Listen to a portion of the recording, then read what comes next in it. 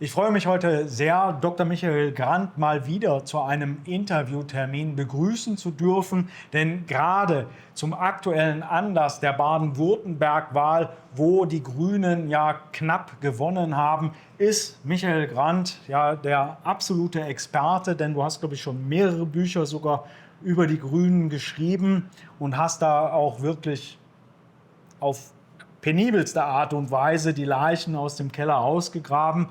Und da habe ich dann natürlich ein paar Fragen an dich. Ich möchte ein paar Einschätzungen von dir haben.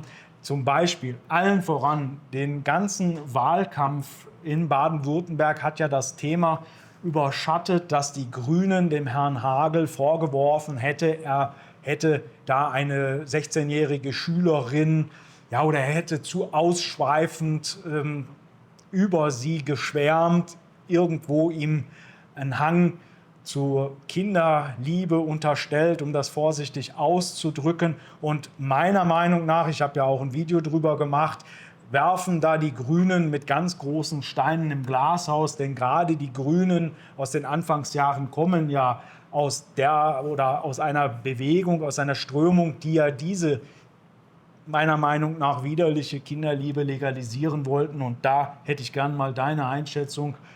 Ist es jetzt Doppelmoral? Haben die Grünen sich gewendet oder wo kommen die Grünen überhaupt her?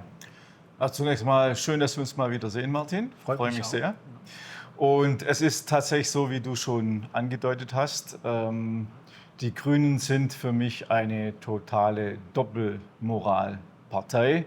Das zeigt sich natürlich jetzt beim Wahlkampf in Baden-Württemberg oder hat sich gezeigt, dass es unglaublich ist, was die Grünen hier auf den Tisch gezaubert haben. Gut, die Aussage des CDU-Politikers ist nicht korrekt. Definitiv. Sowieso nicht, wenn man die öffentlich auch äußert. Auch intern wäre das nicht korrekt gewesen. Aber für mich war das eine klare Kampagne, um die CDU auf den letzten Metern noch zu überholen, was sie dann auch geschafft haben.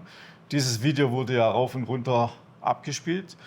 Und ja, wie du gesagt hast, von einer Partei, die so eine Doppelmoral hat, die so ein verquertes Verhältnis zu Kinderliebe hat. Das andere Wort darf ich jetzt ja nicht sagen, ich habe da noch zwei ganz harte Wörter dafür, darf ich aber nicht sagen. Also Kinderliebe, sie wollten ja das sogar legalisieren, sogar die Liebe zwischen Geschwistern und Inzest und so weiter wollten sie ja alles legalisieren. Und dass ausgerechnet diese Partei das jetzt den Wahlkampf macht mit so etwas, ja, also das ist für mich wie wenn Adolf Hitler mit der Friedenstaube Werbung machen würde. Also ja, ist unglaublich eigentlich. Ne? Also, Völlig an den Haaren herbeigezogen. Ja. Und ich glaube, kurz vorher habe ich, auch ein Video zu gemacht, hatten sie ja auch große Aufklärung in den Epstein-Files gefordert, was ich ja an sich erstmal auch gut finde. Nur beim Epstein geht es ja um ähnliche Themen, nur im noch viel krasseren Ausmaß. Und auch da die Grünen wieder mit der Doppelmoral, mit diesen krassen Leichen im Keller. Ich bringe da immer gerne Daniel Cohn-Bendit als großes, bekanntes Beispiel. Aber da gibt es ja auch noch viele andere Zitate oder auch Bundestagswahlprogramme, meine ich, mich erinnern zu können. Ich habe ja dein Buch gelesen gehabt dazu. Und da gibt es so viele Punkte, wo die Grünen ein ganz fragwürdiges Verhältnis zu Kindern haben oder auch in ihren Jugendclubs. Und das finde ich sehr verwerflich, dass sie jetzt so eine Kampagne gemacht haben. Und meiner Meinung nach sieht man da die Doppelmoral eigentlich perfekt. also man sieht daran, die Grünen gehen quasi über Leichen. Im wahrsten Sinne des Wortes. Im wahrsten Sinne des Wortes. Ich habe auch in meinem Buch, das ich einfach mal zeigen will, die Grünen. Das heißt zwischen Kriegshetze und Zwangsbeglückung. In diesem Buch habe ich alles aufgeführt, jeden Antrag der Grünen über die Kinderliebe, die sie gestellt haben, auch intern, wie sie das Thema gemacht haben. Und da wir zu dem Thema sind, gehen über Leichen, habe ich auch herausgefunden, dass die Grünen fast für jeden Krieg gestimmt haben im Bundestag und auch jetzt natürlich an vorderster Front sind mit dem Ukraine- und Iran-Krieg.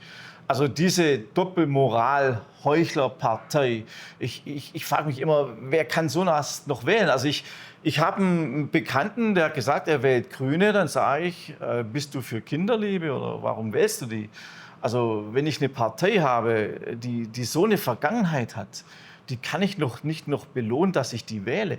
Auch wenn die Vergangenheit schon länger zurückliegt. Aber die Aufarbeitung der Geschehnisse, die ging ja nicht freiwillig von den Grünen aus, sondern die ging ja vom Mediendruck aus. Ja. Von sich aus hätten sie wahrscheinlich nicht viel gemacht. Ja.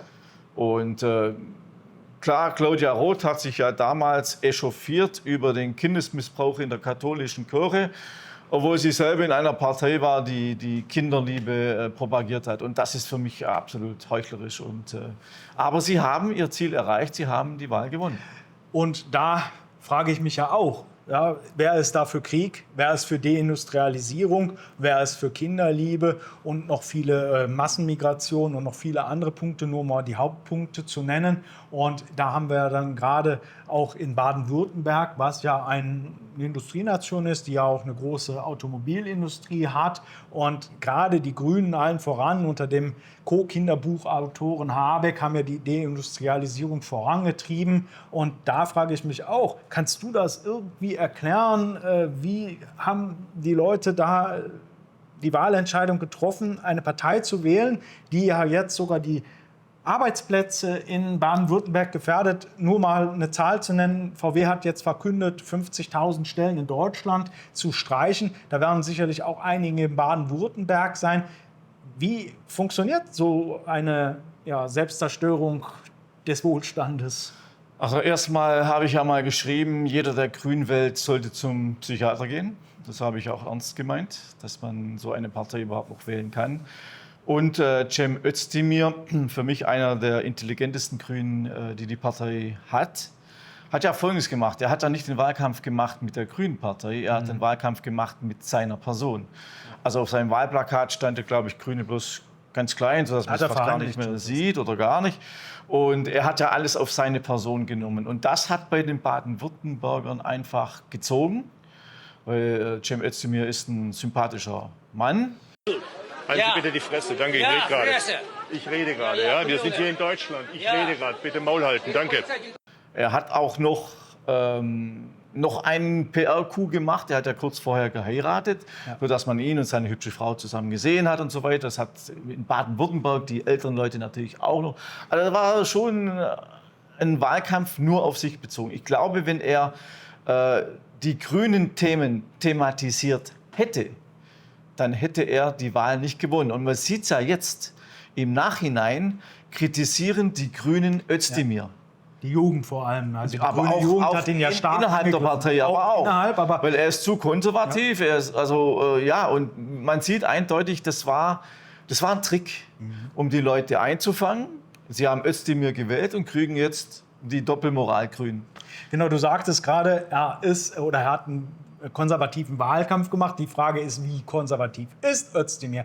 Ja, er hat auch die Migration kritisiert. Ich habe, glaube ich, auch jemanden, das schon länger her, ein Video zu gemacht, wo seine Tochter halt sich darüber beschwert hatte, dass sie von jugendlichen Migranten halt stark belästigt wird und so. Und daraufhin hat ja auch die grüne Jugend ihn jetzt stark angegriffen und gesagt, okay, er ist zwar Migrant und das ist ja alles schön und gut, aber weil er als Migrant angeblich gegen Migranten ist, deswegen haben sie ihn stark kritisiert und dann auch noch die anderen grünen Themen. Nur ich glaube auch, das ist eine Mogelpackung gewesen und er hat vorgespielt, konservativ zu sein, weil die Leute wünschen sich eine mehr konservative Politik und ich glaube, das ist eine Mogelpackung und am Ende kriegen wir jetzt wieder absolut linksgrüne Politik, auch wenn sie mit der CDU die eigentlich einzigst mögliche Koalition bilden werden.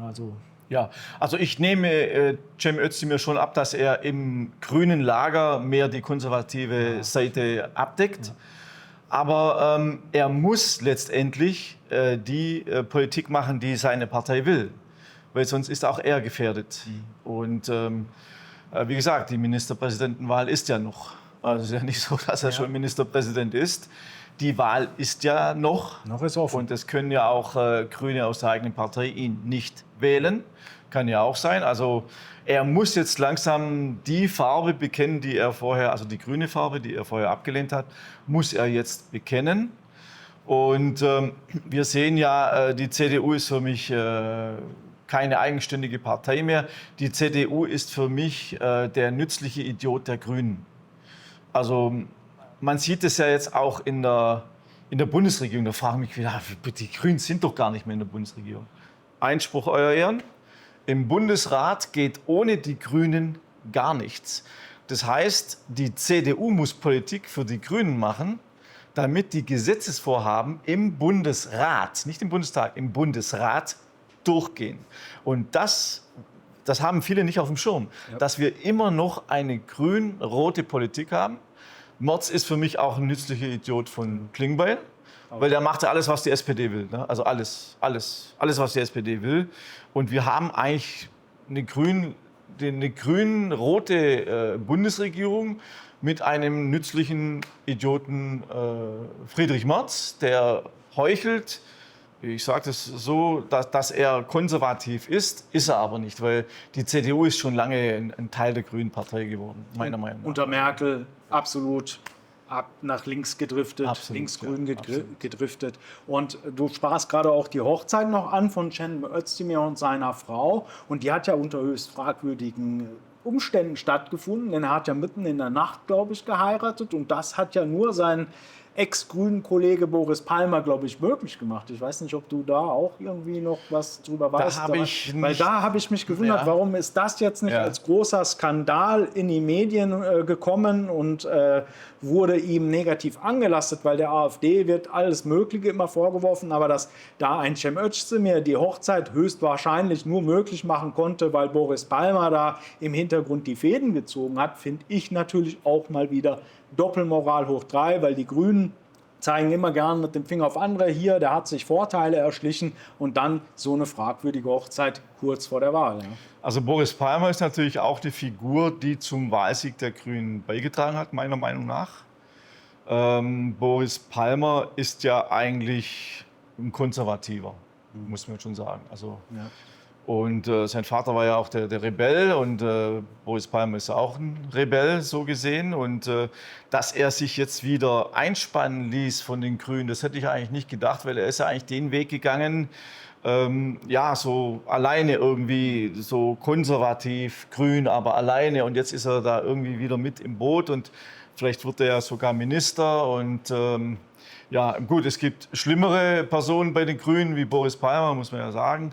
Aber ich hätte nicht gedacht, dass er sich nochmals einspannen lässt da irgendwie. Ja. Aber es hat auch wieder was damit zu tun mit der Freundschaft zu Cem Özdemir. Und wir werden eine grüne Politik haben. Die CDU wird nichts zu sagen haben, nicht viel zu sagen haben. Ich wünsche mir, dass die CDU die Koalition platzen lässt, dass es Neuwahlen gibt. Das wünsche ich mir. Ich denke, meinen Informanten nach, mit den Gesprächen, die ich geführt habe, viele wirklich konservative CDUler, die es ja auch noch gibt, die wünschen sich Neuwahlen. Weil die wollen eigentlich mit den Grünen nichts mehr zu tun haben. Das hat das Land kaputt gemacht, Baden-Württemberg. Wir sehen ja, nicht nur. Das Land Baden-Württemberg war das Musterländle. Wir waren, ich komme ja aus Baden-Württemberg, deshalb sage ich wir waren bei der Bildung Nummer 1, wir waren bei den Patenten Nummer 1, wir waren in der Automobilindustrie Nummer 1, wir waren in der Industrie Nummer 1, wir waren überall die Nummer 1 und jetzt abgehängt. Und das hat eben die grüne Politik möglich gemacht im Anhängsel von der CDU. Weil wenn die CDU immer so diese Erfüllungsgehilfen sind in der Regierung, wird sich nichts ändern. Ja, definitiv. Und man sieht ja auch im Bundestag, also bei den Umfragen zur Bundestagswahl gibt es 50% klar konservative Wähler und 38% links-grün-rote. Also die Bevölkerung will eine konservative Regierung, also AfD und CDU. Aber mit Merz wird es niemals der Fall sein. Niemals. Also ich denke auch für die zukünftigen Wahlen, wir sind ja in einem Superwahljahr, sollten die Wähler sich schon sicher sein, wenn sie eine konservative Politik haben wollen, dann sollten sie die AfD wählen, weil mit der CDU und der Brandmauer, denke ich mal, wird sich überhaupt nichts ändern. Und wie du ja schon schön gesagt hast, es ist doch noch viel zu viel Abhängigkeit von den Grünen oder auch von der SPD vorhanden. Obwohl, wenn wir in Baden-Württemberg bleiben, können wir uns ja schon fast sehr gut über das Ergebnis der SPD freuen. Ich glaube 5,5% irgendwie. So sollte es höchstens aussehen. Mir würde 4,9% noch viel besser gefallen. Ja, natürlich. Das wäre natürlich der Super-GAU gewesen für die SPD. Und die Grünen Wähler sind halt meistens gut situiert. Ja. Die haben sehr viel Geld, sind meistens, gerade Freiburg hat, glaube ich, 60% Grüne gewählt. Also wenn man mal nach Freiburg geht, wenn man da mal in die Stadt reingeht, da will ich schon gar nicht mehr reingehen, wenn ich da bloß Lastenfahrräder sehe und das ganze Grün Kokolores, das ist ja wie im grünen Karneval da. Für mich eine der schrecklichsten Städte, die es überhaupt gibt in Deutschland. Und ja, wie gesagt, wir werden weiterhin Grün haben. Wenn die Regierung zustande kommt, CDU und Grüne, werden wir grüne Regierung haben und keine CDU. Die CDU wird wie im Bund wird einfach der Erfüllungsgehilfe sein, da bin ich mir absolut sicher. Und der Hagel hat ja überhaupt keine Persönlichkeit, das ist ja für mich das ist ja kein Charisma, überhaupt gar nichts. Also ich kannte noch den andere Ministerpräsidenten, die wirklich was drauf hatten, so auch als Person, aber der Hagel, da denkt man, das ist irgendwo so ein Versicherungsvertreter, der da nach Hause kommt und dir irgendwie Versicherungen verkauft oder so, aber den kann ich mir als Ministerpräsident auch überhaupt nicht vorstellen. Also Nee. Gar nicht. Ne? Also, Das ist, glaube ich, auch ein Problem gewesen, der sehr schwache CDU-Kandidat. ja. Naja, ich würde sagen, auch ihr, liebe Zuschauer, ihr habt das alle in der Hand, wir alle haben es selbst in der Hand. Wir müssen halt uns mehr informieren. Deswegen kann ich auch nur empfehlen, schaut auch mal bei Michael Grant. Der hat nämlich im Gegensatz zu unserem letzten Interview mittlerweile auch einen eigenen YouTube-Kanal. Schaut auf meinem Kanal vorbei, teilt unsere Videos, klärt die Leute auch in Einzelgesprächen auf. Ja, abonniert die Kanäle und wählt weise in Zukunft. Das sind so ein bisschen meine abschließenden Worte zu dem ganzen Thema. Wenn du noch irgendwas hast oder... Also mein Videokanal heißt ja MG-Klartext und ich empfehle natürlich auch Martins Video zu sehen, die sehr, sehr gut sind. Er macht mehr Videos als ich und ist da wirklich absolut super drin. Also wir ergänzen uns gut. Richtig. Und es wäre natürlich gut, wenn man uns auch unterstützen könnte, weil es nützt nichts, wenn wir zwei hier wie in der Muppet Show auf dem Sofa irgendwie welche Sachen erzählen, aber es kommt nicht unter die Leute, sondern wir wollen ja was bewegen. Wir wollen ja auch einen Wechsel mit dazu beitragen, dass es einen Wechsel gibt zur konservativen Politik. Und da bitten wir euch natürlich, uns auch zu unterstützen. Und vielen Dank für das Gespräch. Ja, sehr gerne. Ich freue mich immer wieder. Es macht Spaß und hoffentlich wird es in der Zukunft auch öfter werden. Ja, es sieht ja danach aus. Ja, arbeiten wir dran. Und ja, gerne eure Gedanken, alles unten in die Kommentare, auch gerne Fragen an Michael, an mich unten rein. Und wir versuchen dann auch zeitnah das Ganze vielleicht im nächsten Gespräch dann auch noch aufzuarbeiten. Ja? Okay. Dann würde ich sagen, danke fürs Zuschauen. Auf Vielen Dank. Wiedersehen. Ciao.